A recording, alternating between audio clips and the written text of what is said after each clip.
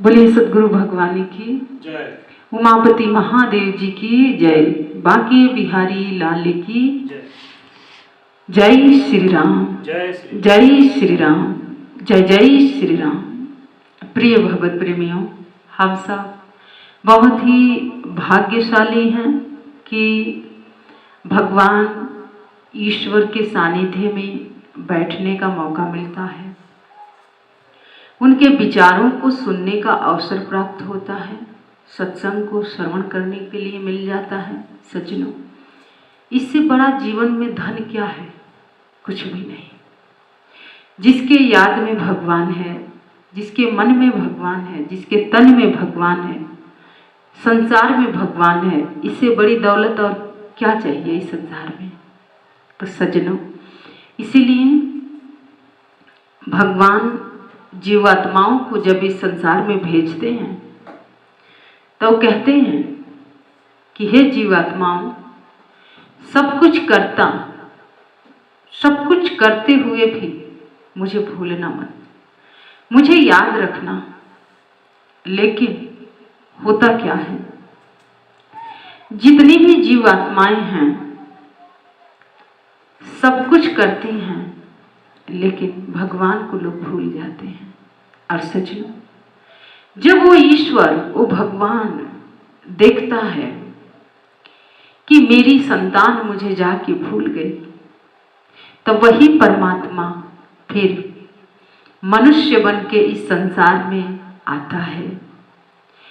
भगवान मनुष्य के रूप में ही संसार में आते हैं, कभी संतों के माध्यम से, कभी गुरु के माध्यम से, कभी माता के माध्यम से, कभी परशुराम जी के माध्यम से, कभी राम जी के माध्यम से, कभी कृष्ण जी के माध्यम से, कभी राधे रानी के माध्यम से।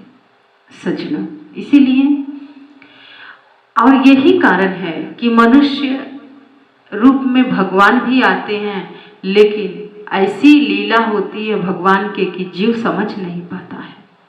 कहते हैं कि 100 में कोई एक ही समझ पाया आज तक कि भगवान वास्तव में है क्या, भक्ति क्या है और भक्ति क्यों की जाती है।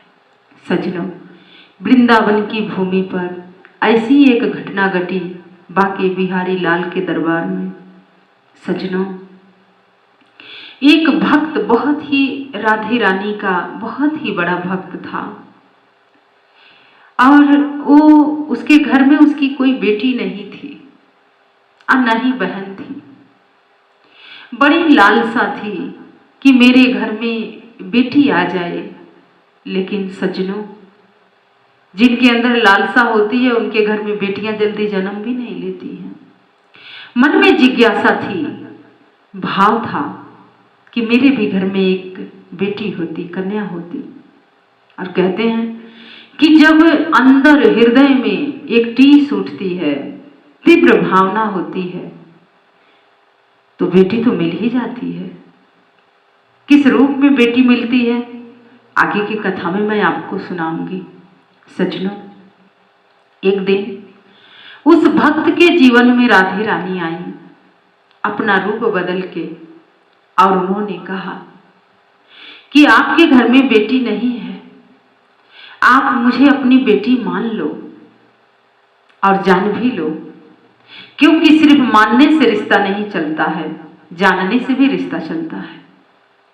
तो उसने कहा कि तुम्हारे चेहरे पर बड़ी दिव्यता है, बहुत मुस्कान है, और आज परमात्मा ने तुम्हें मेरे पास भेजा है, तो आज से, मेरी बेटी तो नहीं थी, लेकिन मैं आज से आपको अपनी बेटी मानता हूं और जानता भी। जब भी मेरे घर में कोई काज होगा, शादी ब्याह होगा, या कोई भी धर्म के कार्य होगा, या वैसे भी जब भी तुम्हारा मन करे तो तुम मेरे पास आना और मैं तुम्हें बुलाता रहूंगा।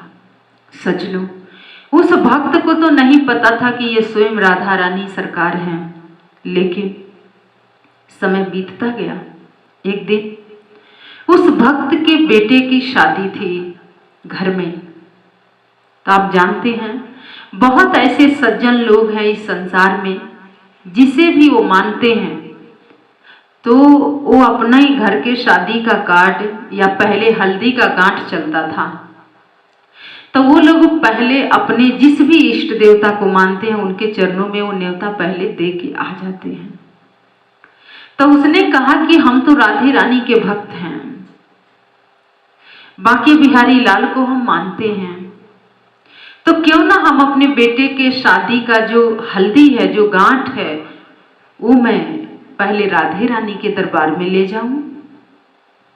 सज्जनों, उस भक्त के अंदर अथाह भाव था, समर्पण था, और लेके वो हल्दी के गांठ राधे रानी के दरबार में गया जहां बांके बिहारी लाल है। और सज्जनों, वहां पर उसने दिया और कहा कि आप हमारी बेटी, हम तो आपको कभी माता के रूप में नहीं देखते हैं, हम आपको अपनी बेटी के रूप में देखते हैं, क्योंकि हमारी तो बेटी नहीं है लेकिन आप मेरी बेटी हैं। और ये हल्दी के गांठ मैं आपको ला के देता हूँ, प्रत्यक्ष अप्रत्यक्ष रूप में आपको हमारे घर आना ही है और अपना आशीर्वाद देना है। न्योता स्वीकार हुआ। सज्जनों, समय आगे बढ़ता गया। आप देखिए, आप लोगों के घरों में भी शादियां होती हैं, लेकिन आजकल लोग कागज पर, कागज का ही तो कार्ड होता है, लोग कार्ड छपवाते हैं और पीले रंग के कार्ड छपवा लेते हैं, लाल रंग के कार्ड छपवाते हैं, कहते हैं कि शुभ है। सज्जनों, और कार्ड बटता है। आप देखिए, पहले का जो रिश्ता बनता था वो हल्दी से आरंभ होता था और उस रिश्ते में कभी गैप नहीं आता था, कभी वो रिश्ता टूटता नहीं था। लेकिन जब से कागज चला, कार्ड चला, तब से रिश्ता कागजों में सिमट गया, कार्ड में सिमट के रह गया, फाइलों में सिमट के रह गया। सज्जनों, तो जब जब हम लोगों ने, समाज ने जब जब भी वैदिक काल के नियम के साथ छेड़खानी हुई तो उसका परिणाम भी समाज को मिला। और आप लोग हमारे कहने का तात्पर्य समझ ही रहे हैं। आप जाइए, देखिए, न्यायालय में फाइल पर फाइल है, कागज पर कागज लगाया जाता है, 20-20 साल बीत जाता है, 30-30 साल, 50-50 साल पर न्याय नहीं मिल पाता है, क्योंकि कागज के जो रिश्ता बना वो कागज में सिमट रहा है। तो सज्जनों, इसीलिए उस भक्त ने हल्दी के गांठ राधे रानी के दरबार में चढ़ाया और न्योता दिया और कहा कि आप माता नहीं हैं, मेरी बेटी हैं, कन्या के रूप में मैं आपको देखता हूँ और आप हमारे घर आइएगा प्रत्यक्ष अप्रत्यक्ष रूप में। और सज्जनों, ये सही बात है। इसीलिए बाबा ने मानस में बहुत सुंदर लिखा कि जाकी रही भावना जैसी, प्रभु मूरत देखी तिल तैसी। ये कुल अपनी दृष्टि के भेद है कि हम किसी के अंदर क्या देख रहे हैं। कहते हैं कि जिसकी दृष्टि शुद्ध होती है, पवित्र होती है, उसकी दृष्टि में कभी दोष आ ही नहीं सकता है। वो बुराई में भी अच्छाई देखता है, गलत में भी उसे सत्य दृष्टिकोण होता है। सज्जनों, इसीलिए वो जो भक्त था वो मन से भी भक्त था, तन से भी भक्त था और उसको विश्वास था कि राधे रानी हमारे घर आएंगी। और सज्जनों, अब न ऐसा हुआ है कि डब्बा के चूड़ी आ जाता है खरीद के। पहले जो रिश्तेदार आते थे, जो महिलाएं आती थी, जो बहनें आती थी, जिन्हें बुलाया जाता था हल्दी के गांठ भेज के, उन्हें चूड़ी पहनाया जाता था। जिनके हाथ में चूड़ी कम होता था, तो जिनके घर में शादी होती थी, वो लोग कहते थे कि आप लोग नए नए रंग के, जिस रंग के पसंद हो उस रंग के चूड़ी पहन लो। सब लोग चूड़ी पहन लिए, लास्ट में राधे जी आती हैं और वो जब आगे हाथ बढ़ाई उस मनिहारी के आगे, वो हाथ उनका बहुत ही दिव्य था और उसने जब उनका हाथ पकड़ा तो बड़ा कोमल लगा हाथ और उसने चूड़ी पहना दी भर भर हाथ और राधे रानी चली गई चूड़ी पहन के। आप सुने होंगे, हम लोग बहुत छोटे थे तब हम ये कभी भजन सुना करते थे, आज भी हम सुनते हैं कि मनिहारा रूप बनाए श्याम चूड़ी बेचने आए। ललिता ने कहा, राधे से पूछा कि तुम किस रंग की चूड़ी पहन रही हो। श्याम तो मनिहारे रूप में आए हैं चूड़ी बेचने के लिए। तो सज्जनों, भगवान भक्त के लिए क्या नहीं बन जाते हैं। तो यही है, जिसकी पवित्र दृष्टि रही उसने भगवान को पहचान लिया, देख लिया। लेकिन जिसकी दृष्टि में दोष रहा तो वो भगवान में भी दोष निकाल देता है। भगवान को भी लोग गालियां से बात करते हैं। तो मनिहारा रूप बनाए श्याम चूड़ी बेचने आए। तो सज्जनों, सब अब देखिए, चूड़ी की बात चल रही थी तो मुझे ये भजन याद आ गई। तो सज्जनों, अब राधे जी ने तो चूड़ी पहन ली और चूड़ी पहन के चली गई। और इधर जो मनिहारा था, जिसने चूड़ी राधे रानी को पहनाया था, उसने सबके अकाउंट किया, गिनती कर रखी थी। और जो वहाँ के मालिक थे, जो भक्त थे, जिनके बेटे की शादी थी, उनसे उसने कहा कि इतने लोगों ने चूड़ी पहना है और मेरा हिसाब कर दीजिए। तो उन्होंने कहा कि हमारे घर में तो मात्र इतना ही लोग हैं, लेकिन ये जो एक लोग ज्यादा आए हैं इसका पैसा हम क्यों दें? हमारे घर में तो ऐसा कोई है ही नहीं, इतने ही लोग हैं जो लोग चूड़ी पहने, आपके सामने की बात है। मनिहारा भी सोचने पर विवश हो गया, लेकिन वो यही कहा कि नहीं, हमने जिसे चूड़ी पहनाया था बड़ा दिव्य था वो हाथ, बड़ा दिव्य वो आकर्षण था, बड़ा दिव्य उपस्थिति थी जिसके हाथों में मैंने चूड़ी पहनाया था। तो फिर वो कहा कि ठीक है, आप नहीं देंगे तो कोई बात नहीं, चला गया। इधर 2 से 3 दिन बीत गया, शादी बीत गई। और एक दिन राधे रानी उनके सपने में आके कही कि पिताजी, आपने मुझे अपनी बेटी तो कहा, लेकिन सिर्फ माना, जाना नहीं। इसीलिए आपने सबके चूड़ी के दाम तो दे दिया, लेकिन जो हमने चूड़ी पहना उसका दाम आपने आज तक नहीं दिया। और इतना कह के राधा रानी उनकी आंखों में आंसू छलकाया और उन्होंने कहा, हम तो आपको अपने पिता कहते हैं, और क्या कोई पिता अपनी बेटी को भूल जाता है? और आप तो हमें भूल ही गए। वो मनिहारा बार बार याद दिला रहा था, लेकिन आपने हल्दी के गांठ जब दिया था और कहा था कि प्रत्यक्ष रूप में अप्रत्यक्ष रूप में आप हमारी लाडली हैं, हमारी बेटी हैं, और आपको तो आना ही पड़ेगा। और जब मैं आई और चूड़ी पहन ली तो आपने कहा कि नहीं, हमारे घर में तो इतना ही लोग हैं, और आज तक आपने उस चूड़ी के पैसा नहीं दिया। इसका मतलब मैं आपकी बेटी नहीं हूं। आपने सिर्फ बेटी माना है। अगर आप जाने होते तो उस मनिहारे को पैसा लौटा दिए होते। और सज्जनों, इतना कह के राधा रानी उदास होकर चली गई। जब चली गई तो उस व्यक्ति के नेत्र खुला तो समय था 3 बजे के। और जितनी भी दैवी शक्तियां आपको दर्शन देंगी वो 3 बजे से ही दर्शन देना आरंभ करती हैं। सज्जनों, वो तुरंत उठा और गया और पैसा निकाल के उस मनिहारे के घर गया। दरवाजा खटखटाया, वो व्यक्ति उठा और कहा कि आप इस समय हमारे दरवाजे पर?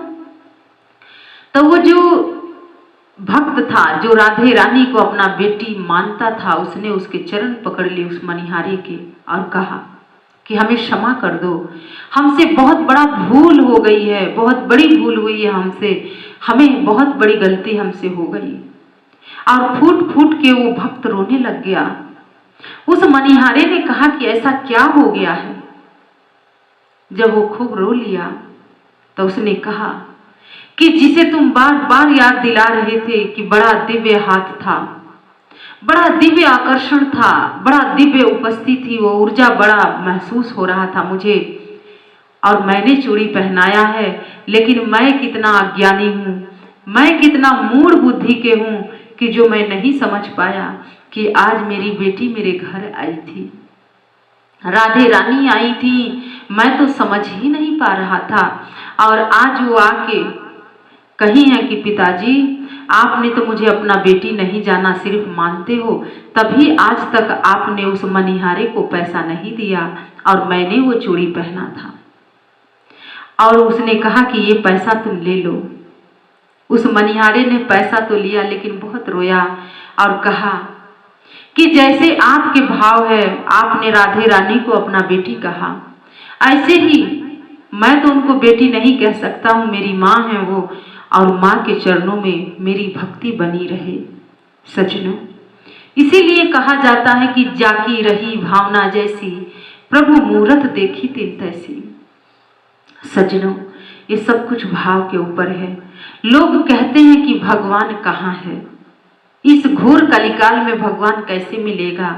तो सजनों, जहां आपका विश्वास है वहीं आपका भगवान है, और जहां विश्वास नहीं है, सिर्फ दिखावा है, सिर्फ शोशाबाजी है, वहां पर भगवान सपने में भी नहीं आ सकते हैं। इसीलिए भगवान श्री रामचंद्र जी ने कहा और बाबा ने अंकित किया मानस में। भगवान श्री राम जी ने क्या कहा और बाबा ने क्या लिखा? बाबा लिखते हैं कि निर्मल मन जन सो मोहि भावा, छल कपट छल छिद्र नहीं बाबा।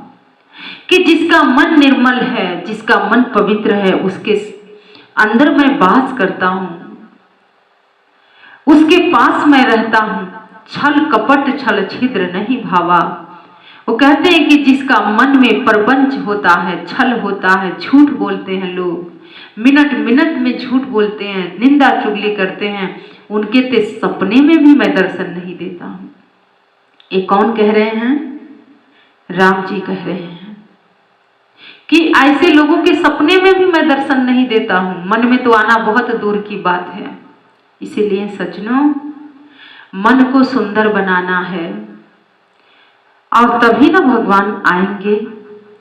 उस भक्त ने तो अपना मन इतना पवित्र कर लिया, इतना शुद्ध कर लिया। आज भी लोग बाके बिहारी लाल के दर्शन करने जाते हैं, राधे रानी का दर्शन करने जाते हैं। लेकिन सज्जनों, सिर्फ आप वहां जाइए मत, वहां उस सत्य को जानिए। वो भक्त तो वहां पर गया तो उसने सत्य को जान लिया।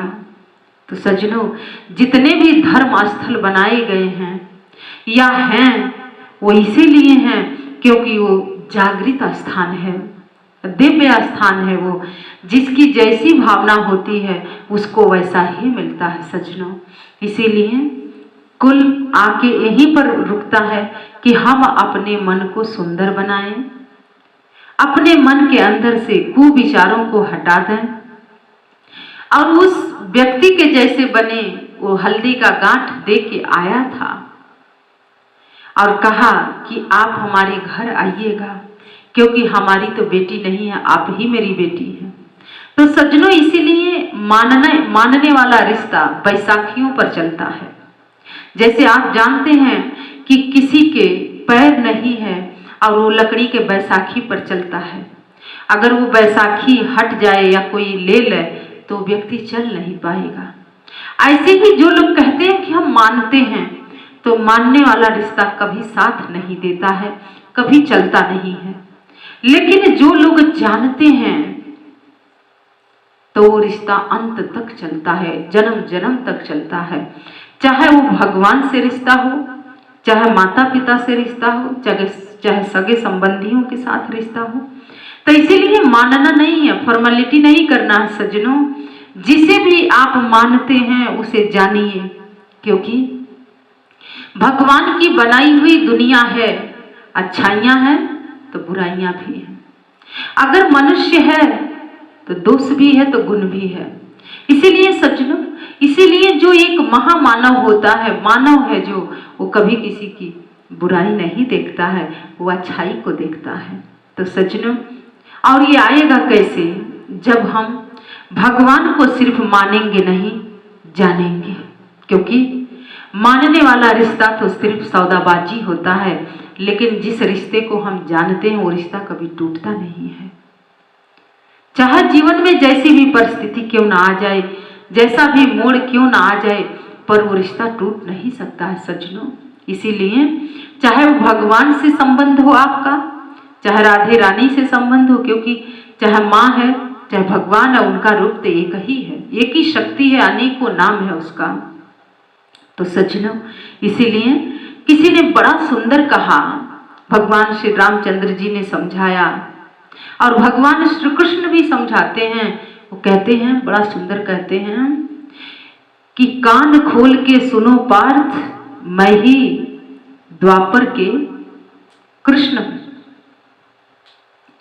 कि कान खोलकर सुनो पार्थ, मैं ही द्वापर के कृष्ण हूं, और जब जब भी आवश्यकता पड़ती है तो मैं ही राम बन के भी आता हूं। कहते हैं कि कान खोल के सुनो पार्थ, मैं ही त्रेता के राम हूं, और कालिया के फन पर मर्दन करने वाला मैं ही घनश्याम हूं। धर्म बचाने के खातिर अनगिनत वेश बदलता हूं, और कभी परशुराम बन के आता हूं, कभी राम बन के आता हूं, अनगिनत वेश बदलता हूं। सच लो, ये सत्य है कि भगवान के अनगिनत रूप हैं। कभी राम बन के आए, कभी परशुराम बन के आए, कभी कृष्ण बन के आए, और कभी मां के रूप में आए। तो सच लो, भगवान को जानना है, मानना नहीं है। आप किसी भी इष्ट देवता को आप मानिए मत, उन्हें जानिए, क्योंकि जानने की आवश्यकता है। कब तक मानते रहेंगे, कब तक भ्रांतियों में जिएंगे? आप जानिए कि सत्य क्या है, असत्य क्या है। और जब ये जिसे बोध हो गया, उसके दृष्टि में दोष नहीं होता है। दोष उसकी दृष्टि में होता है जो भगवान को जानता नहीं है, सिर्फ मानता है। क्योंकि जो भगवान को जानता है उससे कभी बुरा कर्म हो ही नहीं सकता है सज्जनों। इसीलिए भगवान को जानना है और भगवान को मानना भी है। तो जिसे माना जाता है उसे ही तो जाना जाता है। हमारे कहने का मतलब इतना ही है कि जिसे आप मानते हैं उसे प्रत्यक्ष रूप में जानिए, और जब आप आगे बढ़ेंगे तभी आप जान पाएंगे, अन्यथा नहीं जान पाएंगे। तो सज्जनों, इसीलिए हमें जानने की आवश्यकता है। जिसकी भी हम पूजा आराधना अर्चना करते हैं, जहां भी हम जाते हैं, जिसमें भी आस्था रखते हैं, क्योंकि जब तक आपके हृदय में विश्वास नहीं होगा तब तक भक्ति फलती फूलती नहीं है। इसीलिए सज्जनों, विश्वास पर ही सब कुछ है। संसार पूरे विश्वास पर ही टिका हुआ है, भगवान भी विश्वास पर ही मिलता है। और सज्जनों, इसलिए जीवन में विश्वास की आवश्यकता है। आप किसी के भी साथ परपंच मत करिए, छल मत करिए, कपट मत करिए, क्योंकि आप किसी को धोखा दे सकते हैं तो वो धोखा उसे नहीं दे रहे हैं, आप स्वयं को धोखा दे रहे हैं। क्योंकि लोगों को लगता है कि हम किसी और को धोखा दे रहे हैं, और यही अज्ञानता है, वो स्वयं को धोखा दे रहा है व्यक्ति। इसीलिए जो सज्जन लोग होते हैं वो कभी किसी के साथ छल नहीं करते हैं, कपट नहीं करते हैं। और यही कारण था कि भगवान राम ने कहा कि निर्मल मन जन सो मोहि भावा, छल कपट छल छिद्र नहीं पावा। कि मुझे वही पा सकता है जिसका मन निर्मल होगा, शुद्ध होगा, पवित्र होगा, उसके हृदय में मैं वास करता हूँ, उसके हृदय में मैं विद्यमान रहता हूँ। लेकिन जो परपंची हैं, जो कपटी हैं, जिनके अंदर छल है, भगवान जी ने कहा, राम जी ने कहा, रघुनाथ जी ने कहा कि वो मुझे सपने में भी मेरा दर्शन नहीं कर पाते हैं, हृदय में आना तो बहुत दूर की बात है। इसीलिए सज्जनों, किसी ने बड़ा सुंदर कहा कि जिस मन में अभिमान भरा भगवान कहाँ से आएंगे, और जिस घर में अंधकार भरा मेहमान कहाँ से आएंगे। तो सज्जनों, ये सत्य है। जिस हृदय में अभिमान है वहां भगवान का आगमन हो ही नहीं सकता है, और जिस घर में अंधकार है वहां मेहमान आ ही नहीं सकते हैं। अंधकार का मतलब अतिथि देवो भव। अगर आपके दरवाजे पर कोई आया है तो आप यथाशक्ति उसका स्वागत करिए, उसका सम्मान करिए, तभी भगवान आपसे प्रसन्न होंगे, और तभी आप पर कृपा भी राम की होती है। क्योंकि ये पूरी धरती, हमने कई बार कई सत्संग में कहा है कि राम जी की है, भगवान की है। तो सज्जनों, इसीलिए आप जब किसी का आदर नहीं करेंगे तो आपका भी लोग आदर करना छोड़ देंगे। और ये जो प्रकृति है वो ठीक ठीक न्याय करती है समय आने पर, और सत्य के हमेशा जीत होती है। इसीलिए सत्य में विजय। सत्य का साथ कभी मत छोड़िए और सत्य का चोला कभी मत उतारिए, क्योंकि अंत में सत्य की ही जीत होती है और सत्य रहा है और रहेगा, कायम है। इसीलिए इसे कभी कोई मिटा नहीं सकता है। सत्य को कोई नहीं मिटा पाया आज तक। इसीलिए सज्जनों, आवश्यकता है कि हम आगे बढ़ें और सत्य को आलिंगन करें, अपने हृदय में धारण करें और आगे के जीवन का यापन करें। और आइए, इन्हीं विचारों के साथ मैं अपने वाणी को विराम देती हूँ और आप सभी भक्तों से, सभी साधकों से, सभी मनुष्यों से आग्रह करते हैं कि राधे रानी के चरणों में एक जय घोष अर्पित करते हैं। तो बोलिए राधे रानी सरकार की, उमापति महादेव जी की जय। जय श्री राम, जय श्री राम। सद्गुरु भगवान की जय। जय श्री राम। धन्यवाद।